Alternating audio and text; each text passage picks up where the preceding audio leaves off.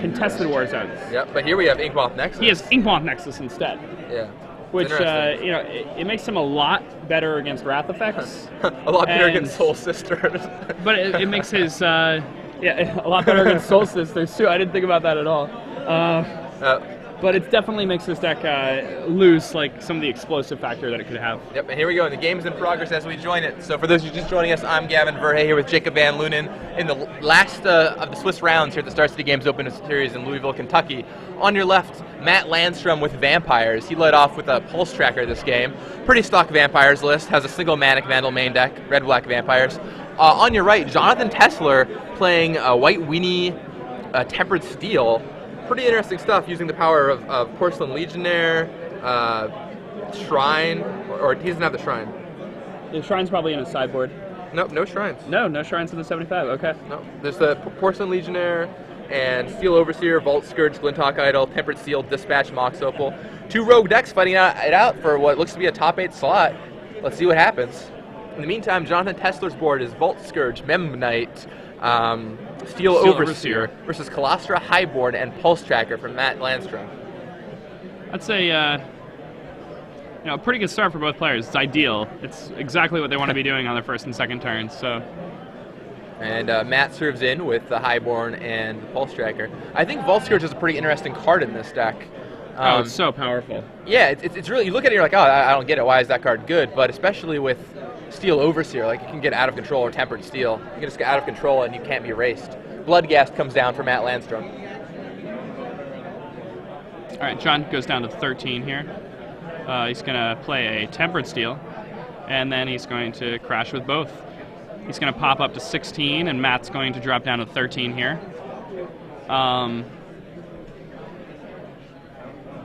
Yeah, leaving a Memnite back to block doesn't seem like the greatest thing in the world. All right, now if you're Matt, if you don't have a Bolt or Dismember here, you're in a pretty rough spot. Like the Vault Scourge is basically like this flying lifelink large monster, a faux Baneslayer, yeah. So he's going to drop John down to 10, but John's just going to bounce right back up to 13 or 15, depending on whether he has another Tempered Steel in his hand on the next turn. Well, I mean, we saw Vampires make top 8 last week, and it's poised to do so again, but I really like the looks of this White Weenie deck. I think this is legitimately a strong contender in the metagame. Oh, yeah, I mean, it's definitely a real deck. And I'm curious to see how what happens. What do you think the matchup is like? I mean, we're seeing it play out in front of us, and it seems like this Vault Scourge Tempered Steel thing is absolutely huge. Yeah, I mean, I think this matchup has to be like very like play intensive in the sense that like winning the die roll is extremely important. So John's going to go ahead and pop up to 11 there. And there's a Glinthawk Idol for Tessler, and then a Mox Opal to follow it up. The big thing for me is that, especially in Game 1, Matt Landstrom has 4 Go for the Throats in his deck, which are just absolutely dead cards, and that's one of his main forms of removal. He has that and Lightning Bolt. Yeah, so, oh wow, so he has a Dispatch for the Colostra Highborn here. Pretty nice, it exiles it, doesn't trigger anything. Yeah, I mean, Matt does have the Viserys here, though, so Matt will be able to sacrifice his Colostra Highborn in response. Right. This will... But I mean, in the matchup, it's huge because you can target, if you don't have the Seer, you can target Highborn, or importantly, you can target Bloodghast and get it out of there forever. Yeah. It's really good in this matchup. Yeah. Just a very powerful card. It's like in John's deck, Dispatch is basically Swords to Plowshares with no drawback. 1 white mana, exile a creature. Path exile you cannot search for a land. Joshua Yeri just told us on Twitter that Tempered Steel just won a Star City Games Invitational qualifier today in New Jersey. So Tempered Steel slowly taking the country by storm. It's pretty nice to see something refreshing. Different kinds of white cards. A white deck with 0 copies of Stoneforge Mystic. Yeah.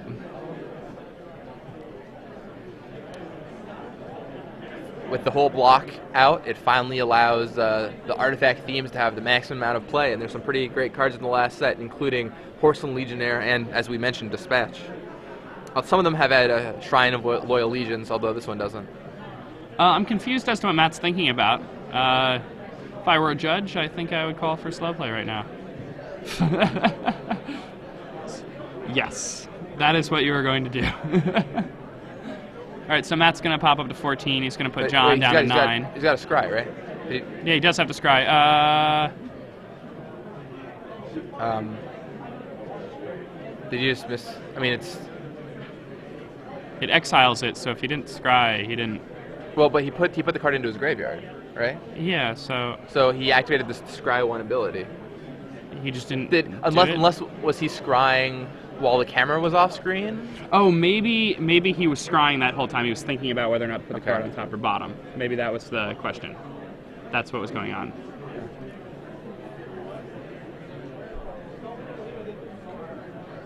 Technically, I believe the drain ability happens before the scry ability, because don't you sacrifice it goes on the stack and the drain ability goes on top of it? Not that it you know, like I. Yes, you're right. So. But I mean, obviously it's like, you know, slight out of order sequencing, whatever. But it's I mean, it could have been an issue. That's why I was pretty sure that he just missed his scry. But I mean, whatever. We're past that point now. Yeah, and you know, it's it's fine to make those shortcuts. Your opponent has no cards in their hand. It's not but it's not fine to make them normally. Well, I mean, no, it is relevant, because if you're going to scry, you know what your top card is, which could make a difference somehow, I guess. Probably not, but it could. But you know, it's just it's a thing. I mean, basically, what it says though is we couldn't tell if he scried or not. What's going on? He's not. Okay. Yeah. Okay. He's activating Leafland Hawk Idol. All right. So Idol goes in and blocks the Seer. He's going to go ahead and sacrifice that. John's going to go down to 5 here. There, puts it on the bottom pretty quickly. And, he's going to go down to 5. It's going to untap. He wants a non-land card here. Any non-land card will do. Emmett Gore points out on Twitter that Malakir Bloodwitch might be a pretty good card right now, considering Malakir Bloodwitch decks could be really good. And I mean, it's not in this deck. I'm surprised he didn't attack with the Vault Scourge there. I think it does. It's. Yeah, I'm also kind of surprised he didn't attack in that situation.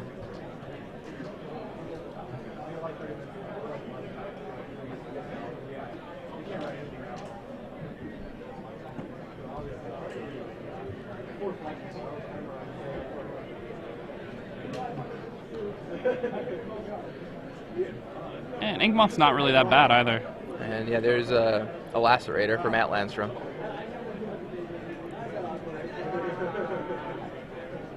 Okay, Matt's going to pass back.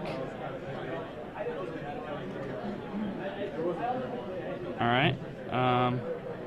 And in comes Inkmoth Nexus for Inkmoth 3 Nexus poison comes counters. in for 3 poison counters. With the Scourge hanging back to block some more.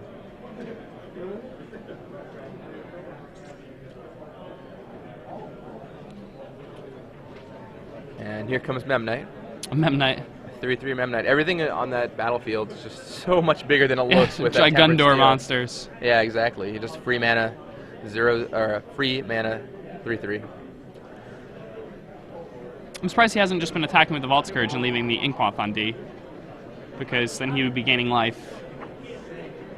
I guess It's just dangerous to be at 5 against decks with red spells. I guess it's because the clock is 1 turn shorter with It's true. with the the clock Nexus, is but the shorter. life gain is so huge at this point. Like, you don't want to accidentally die to double Lightning Bolt. Okay, does it again.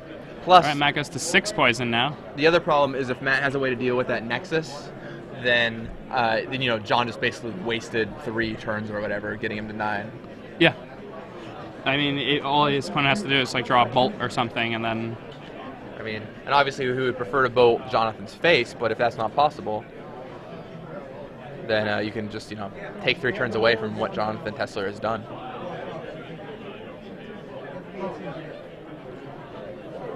Matt is gripping and go for the throw, which we said is very dead in this matchup. Yeah, not a good card. That's definitely a defining factor of the first game.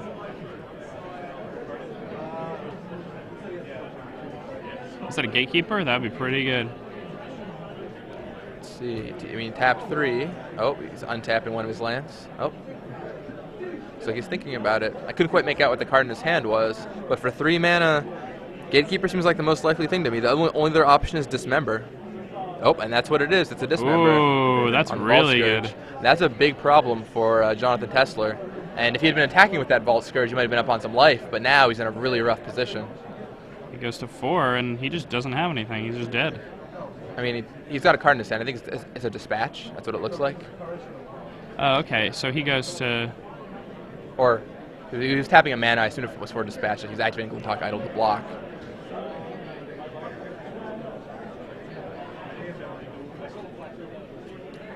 Might just be a blank.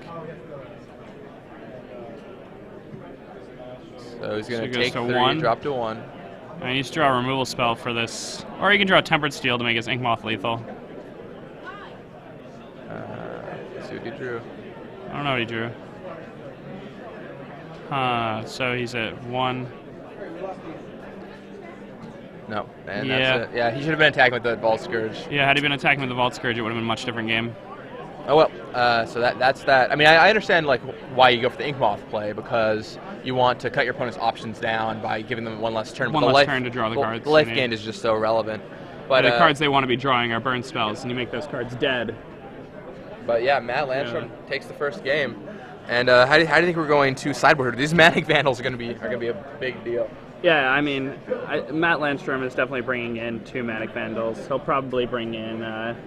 Oh wow, he's Arc Trails too.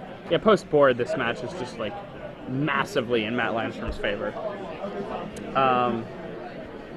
I think we can expect John Tessler to bring in 4 Etch Champions. Those seem pretty good here. I wouldn't be surprised to see a couple Journey to Nowheres. And actually, I think Indomitable Archangel is actually just ridiculous here.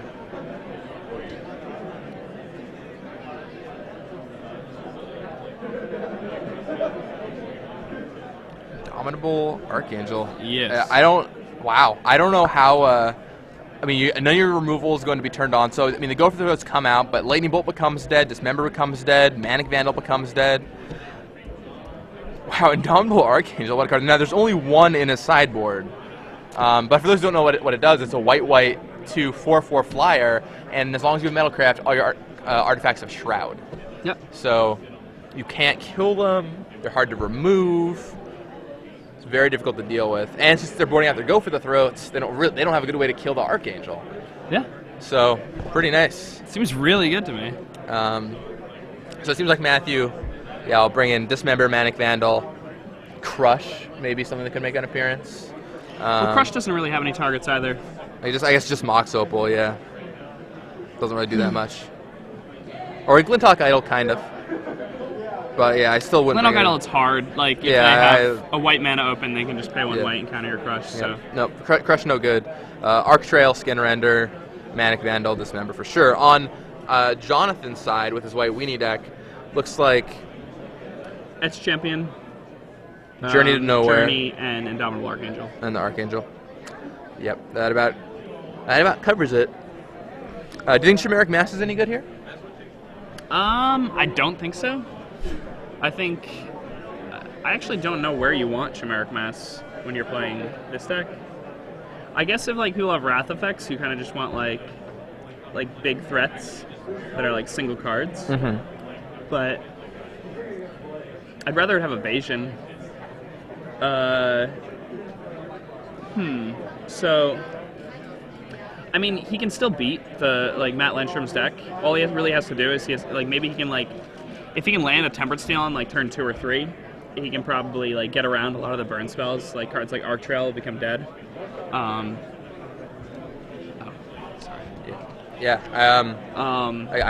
agree. But if he doesn't have a Tempered Steel in his opening hand, he basically I hate to say it, but I think you have to mulligan any hand without a Tempered Steel. You might end up just mulliganing into Oblivion and losing the match that way. I think it's pretty necessary. I mean, it's possible if you have a really, really insane hand, maybe, but even then. Well, don't all the insane hands have so Exactly. I mean, like, what's the best hand you can have otherwise? Like, Porcelain Legionnaire. Like, turn 1 And then Vault you're putting Scourge. Arc Trails. Yeah, exactly. Like you have to have the Tempered Steel. Like, you really just need the Tempered Steel in this matchup. Like, nobody else is playing Arc Trail in this room, probably. This is not where Jonathan Tessler wants to be sitting. I mean, not across from this guy. once again, Vampires made top 8 last week. Like, it's not. Oh, yeah. No, I know it's not, like, completely off the radar. I mean, there are plenty of Arc Trails running around. But it's not a card you really. Right, I mean. It's popular right now. Yeah, with blue-white Cobblade everywhere, with Grixis Twin everywhere, playing with Pyroclasm instead. Arc Trail is a card that's definitely gone on the downside, but it's still really good. Here's Inkmoth Nexus and Memnite from Jonathan Tessler. And there's Blackleaf Cliffs pass. So Matt did not have a 1-drop. We saw him playing his deck earlier today, and he did the same thing, where he didn't keep a hand, or where he kept a hand without a 1-drop in it. I mean, against this deck, that's probably fine. Yeah. Like, if you have like an Arc Trail in your hand, it's fine to not have a 1-drop. Right here, the game could almost end on Matt's turn if Matt has an Arc Trail in his hand. Yeah, that'd be such a blowout. All right, but he doesn't, just has the Lightning Bolt. I mean, just getting a 2 for 1, and killing 2 very relevant cards is a big deal. Do you see the Tempered Steel in Jonathan's hand? I cannot make out what's in Jonathan's hand. I can't make it out either. It doesn't. There's an Etched Champion. Yeah, you probably don't want to play that one before you have 2 artifacts in play. Doesn't look like he has it to me. Let's see what's peeking back through those cards. Memnite bashes in for 1. Well, he's definitely not playing it this turn. Taps 1. Vault Scourge. Scourge. Taps 2. And I don't know. Is he gonna get in for 1 poison? Or is he gonna play? Or does he have another play? Well, yeah. Not getting any. So John is down to 16 now. He's down to 14 now. There's another Vault Scourge.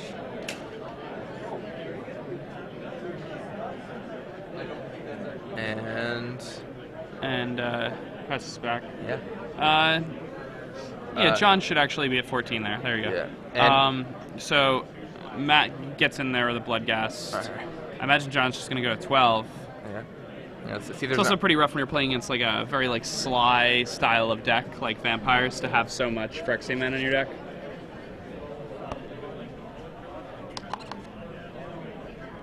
It's also, you're also right, man. Like if there's an Arc Trail here, it just lights out. Like just kill both the Vault Scourges and. Mm-hmm. Let's see. So he looks like he cracks a fetch land. Maybe we're going to see Gatekeeper. Is that a card peeking out for Matt Landstrom? Yep, Gatekeeper comes down. It's pretty huge. Gets away over that Memnite for free, which is nice for Matt Landstrom. Jonathan Tessler draws, plays a second Inkmoth Nexus, serves for 2 with the pair of Scourges, going up to 14 life himself. Yep, putting Matt down to 15. And now he's going to play an Etched Champion, and that's really strong here. Even if Matt has a removal spell from one of the flyers, the Inkmoth can get activated to turn Metalcraft back on. So. Yeah, that thing is pretty sufficiently Metalcraft, which makes attacking for Matt Landstrom a pretty rough proposition. It's true. The only way it will work out is once again if he has Arc Trail, kills off both the Scourges, and then the Etched Champion is free to be killed or can't block effectively. Let's see what Matt Landstrom does here. Yeah, even if he has another Gatekeeper, John can just activate his Inkmoth and sacrifice that. Yeah, I mean, yeah, it has to be Arc Trail, I guess. Well, no Tempered Steel so far for Jonathan Tessler, but Matt Landstrom looks at Inkmoth Nexus, making sure that it turns into an artifact. Yeah, and just wants to get a handle on what's going on here. Yep, he's thinking the same thing. All right, so there's the Highborn. It's a pretty good one. Gonna serve with the Blood Gas and getting a free 2 points of damage. Yeah, I mean, John is certainly blocking. Not blocking just seems like.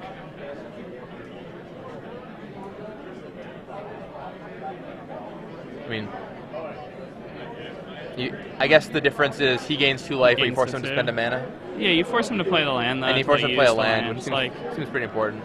And he can't play another land this turn, so he'll have to do it next turn. So it's not like it's going to have haste and attack again next turn. Right. So Matt's at 17. John is at 12 now, I believe. Manic Vandal peeking out from behind Matt Landstrom's hand. Ooh. That's a rough card for Jonathan Tessler. Yeah. All right, down comes a Lacerator. Yeah, there are a lot of cards in Matt's deck now that are very bad for John. But once again, if John finds those Tempered Steels, the game is almost over. I mean, yeah, he'll just crush him. I mean, double the incredible thing about this deck is its ability to just. That's what Tempered Steel decks usually are. Same thing with one in Extended, you know. It's if you have the Tempered Steel, your deck is so good. But if you don't, it's not that it's bad, but just that you have a motley collection of creatures you have to kind of get there with. Okay, so I see an active aggression in Matt Landstrom's hand. Active aggression, interesting. That could potentially 2-for-1 both those Vault Scourges next turn. Yes. Which is pretty huge. Even if his opponent has Tempered Steel in play, and still. Chooses to Manic Vandal down the Porcelain Legionnaire. Seems reasonable. And let's see, now Matt is thinking if he wants to attack or not, what his avenues are. Like, you could send with the Gatekeeper and the Vampire Lacerator, but if he blocks one, then you're losing a creature. I don't know. I think you probably just have to pass this, even though you don't really want to. And yeah, that's what Matt ends up doing. He needs to find it, once again, an Arc Trail. Now, let's see, what did John draw here? Let's see. Not quite sure what is in Jonathan's hand. Is that Dispatch? Yeah, that's Dispatch. Alright, so he flings a Dispatch at the Highborn, exiling it, doesn't trigger. Surprised he's just not getting in for these free poison points now. Yeah, he could just it's just basically 2 free poison now, and if he draws a Tempered Steel, he could probably just Ink Moth him out of nowhere, even if he has no board. Even if Matt's active aggression to his board away. He's not really concerned about blocking. I mean, it seems like it's just free damage. I don't know why you wouldn't get in with those, but that's not the route that Jonathan Tessler's mind is on this game. So Matt goes ahead, and Matt goes ahead and plays a land. This will return his Bloodghast back to play.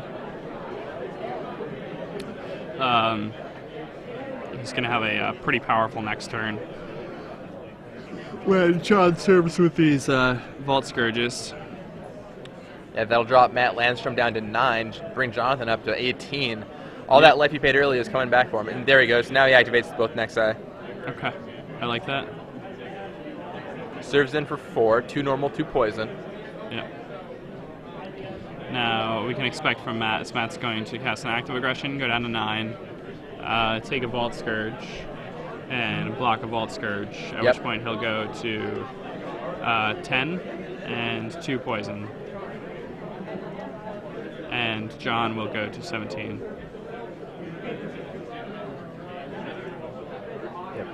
And I think you have to. You got to go for the Vault Scourges here. I'm pretty sure. Yeah, you just have to. So he'll take a Vault Scourge. He'll block a Vault Scourge. So he'll end up going to 10. John will end up at 17. John's whole board dies. And as champion is no longer on Metalcraft. Yeah, I mean, it seems really odd that John would, attack with those Ink Moths on the specific turn when his opponent had all their mana untapped, as opposed to all the turns where his opponent was tapped out. Right. John definitely needs to play this land so he can turn Metalcraft on for his Edge Champion in case his opponent has a removal spell. Yeah, there we go. All right, now Metalcraft is back on. His opponent even knows he has it, so.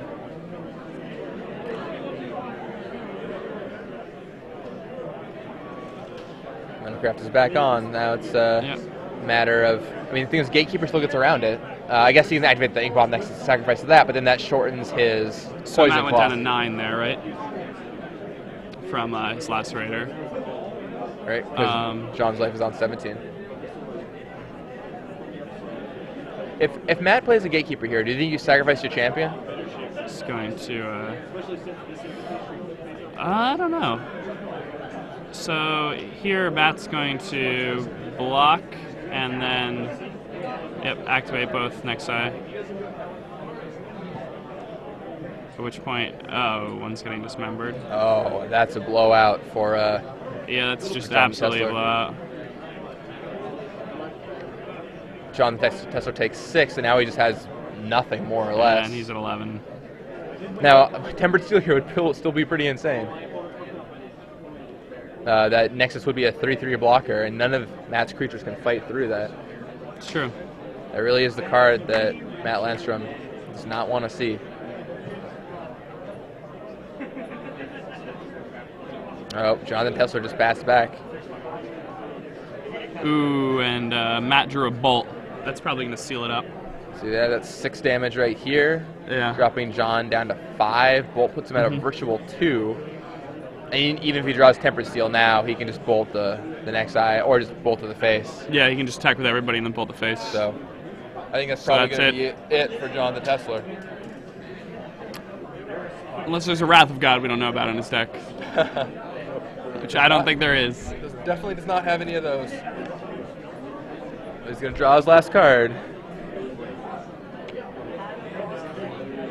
All right, Ornithopter. Just what he always wanted. All right, passes back.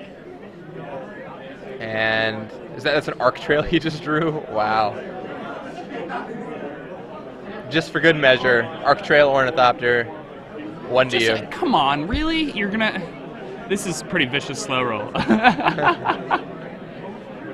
All right, he dispatches the tap, the Bloodghast. All right, so it taps a Bloodghast. Dispatch is not very impressive when you don't have Metalcraft. No, it is very much an all-in kind of card. So then Matt serves for 4. He can block one with the Ornithopter and drop to 3, which is a convenient life total for Lightning Bolt to kill. He can activate the next eye and block, but I mean, all right, blocks and bolt you. All right, and that's it. And that'll do it. Matt Landstrom likely advances the top 8 of this event. Yeah, I mean, it looks like he's alive.